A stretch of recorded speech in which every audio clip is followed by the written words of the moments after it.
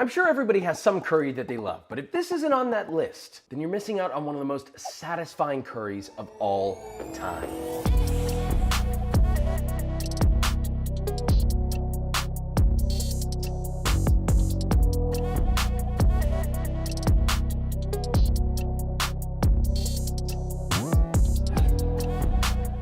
So today we are making the Japanese curry, or kare, whatever you want to call it. This should be a part of your curry map, so to speak. If you enjoy eating any kind of curry in existence, period, then this has to be on your bucket list. It's the textures, it's the thickness, it's the velvetiness, it's the way that it just makes you feel good and warm. And we're making it two different ways. We're not just going traditional, we're doing a very untraditional, little fancier version, which you'll see in a little bit. So with that being said, let's make this, shall we? Far too frequently when a Japanese curry is made, you'll see these instant curry mixes like this. I get it, okay, it's convenient, blah, blah, but you know me. That right there, that's going into the atmosphere, and we're making our own Japanese curry roux. But why, Josh? Because I said so, and because it allows you to fully control the flavor, add as much intensification as you like. It makes a massive difference in the final product, but let me just show you. Anyway, to make your very own instant curry roux, you'll start with a small saucepan and add 1 cup plus 2 tablespoons or 242 grams of unsalted butter. Set that over medium heat, and once fully melted, stir in 1 cup or 120 grams of all-purpose flour. Let that cook, stirring often for about 5 minutes or until it turns a nice golden color. At that point, you'll stir in half a cup or 58 grams of Japanese curry powder, half a teaspoon or half a gram of cayenne, half a teaspoon or half a gram of cardamom powder, 1 teaspoon or 2 grams of fennel powder, 1 teaspoon or 2.5 grams of turmeric powder. Stir that together and toast until all the spices become very fragrant. About 30 seconds. Pour that into an 8x8 baking pan lined with parchment paper with some slight overhang. You know, nothing better with a good old parchment dangle. Spread it around nicely and chill in the fridge overnight. The next day, just plop that solidified failer out and cut into 1-inch squares. You see how easy that is? Let's look back at this instant curry mix. You're using this to save yourself like 5 to 8 minutes of work. For what?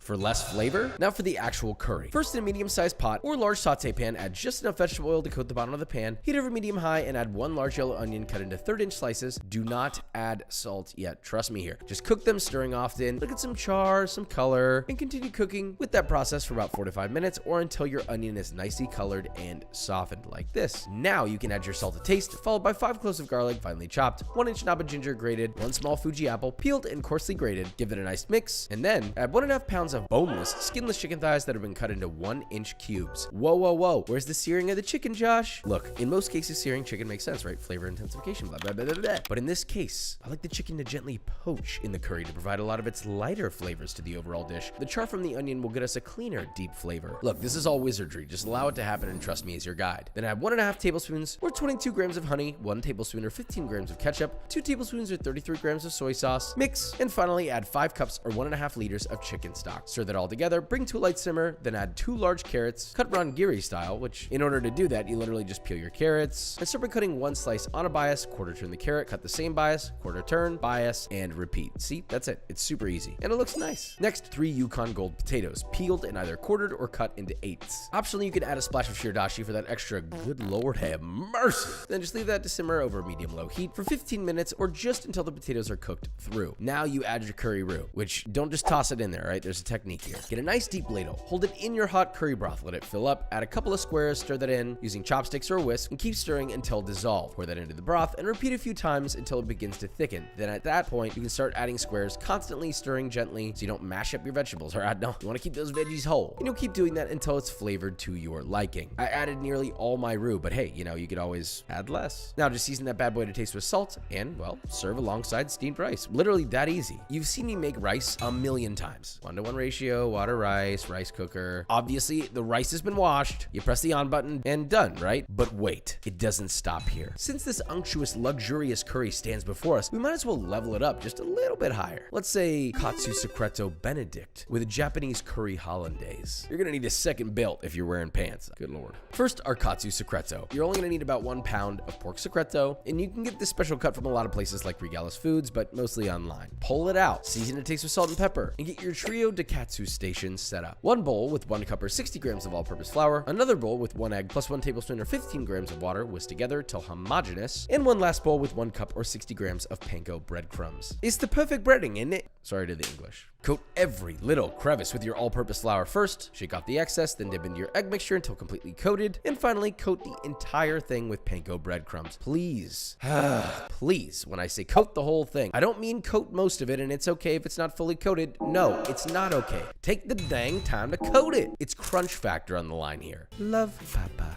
Now, just carefully lay that bad boy in a pot filled about halfway with fry oil. It's around 350 Fahrenheit and let that fry for 5 minutes. Now, while that's frying, we can poach our eggs, get a medium pot filled about halfway with water, add a splash of white distilled vinegar, season and taste with salt, and bring up to heat over medium-high. As soon as it comes to a boil, reduce that heat to medium so it's a little bit less harsh of a boil. Then using a spoon, create a whirlpool in your pot, stirring one direction, increasing speed gradually. You know, this thing is like an F1 car going around the goddamn track. Once you have a nice vortex, quickly but gently pour your egg into the center of that vortex, which the nature of the centrifugal force, I suppose, will help the egg white wrap around the yolk. Then let that lightly poach for 4 minutes. Remove with a slotted spoon and drain on a paper towel. Repeat this process 2 more times for a total of 3 poached eggs. At this point, your katsu's done. Gaze into its tantalizing sizzle. You can hear the crunch just by looking at it. That's a proper fry. Let it drain on a paper towel. Hit it lightly with salt to taste while still hot. Now for the curry hollandaise. By no means is this a traditional hollandaise. It just has the feel of a hollandaise, but with curry spice. Now you'll simply need about 2 cups of your curry sauce, minus any vegetables or meat. You don't want to really add that to your blender. Any potatoes that make it into this blender will turn your sauce to glue, so make sure they're not in there. One more thing, make sure the mixture is hot. Now, begin blending that bad boy on high, then add 3/4 of a cup or 170 grams of unsalted butter, about 2 tablespoons at a time as it's blending, allowing it to emulsify in between each addition until you've added all of your butter. That should leave you with the most beautiful, velvety, smooth, creamy colored curry hollandaise at this point. Season and taste with salt as needed. You can optionally pour it into a squirt bottle. Let's assemble this beauty. Ideally, you want a nice crusty loaf of sourdough and a proper hearty slice, you know, like 3/4 of an inch thick. Then just toast your bread in a pan with butter over medium heat till nice and roasty toasty. Once it's toasted, brush your bread generously with spicy chili crisp because I'm just naughty like that. Top with your katsu, followed by 1, 2, 3 total beautifully poached eggs. Now generously drench that in your Japanese curry hollandaise. Top with a little bit of shimi togarashi, some thinly sliced green onion, and of course we got an egg yolk test, right? You know, give them a little doink doink doink with a knife. Hello, come around here often? Let's just take a moment to just relish in the beauty that's in front of you right now. The fragrant curry, the perfectly cooked eggs, the crunch of both the toast and the katsu. All right, less talk, more taste test. 2 Japanese curries, 2 different ways. Who would have thunk that this could be a Japanese curry? We do have a katsu curry that's basically the emphasis of the sauce and the flavors, but this is a traditional kare curry.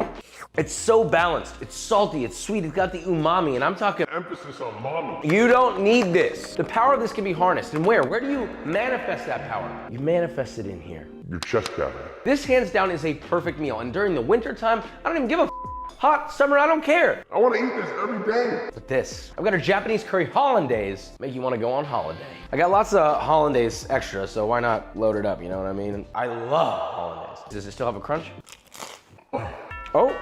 I'll let her speak to this. Hey, girly. You like Eggs Benedict, right? Yeah. That is so freaking good. The flavors, the textures, that would be my first choice. Well, you haven't even had this one. So I can try both? Yeah, you can try both.